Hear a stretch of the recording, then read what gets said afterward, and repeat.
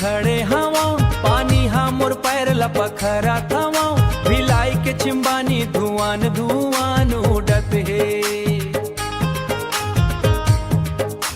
लोहा के सीना मजान के सुन फूकत है, लोहा के सीना मजान के सुन फूकत है।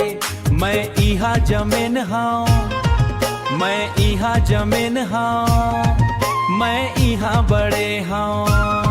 ओ मोर दूर मोर मायर गाँव मैरबग के ठंडा छान सियानी मन के कथा लैका के हंसी सबके मखमाए के जय जोहा लोहा के सीना माया के भंडार जय जोहार।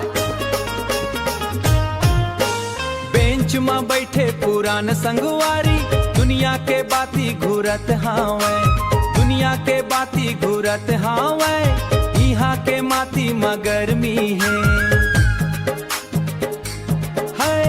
यहाँ के माती मगरमी है। मेहनत के रास्ता में चलत आन, मेहनत के रास्ता में चलत आन। कोई अनजन नहीं है कोई दिल में जगा है, सबके दिल में जगा है।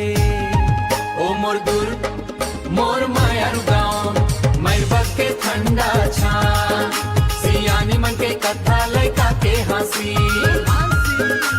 सबके मखमाए के जय जोहा लोहा के सीना माया के भंडार जय जोहार।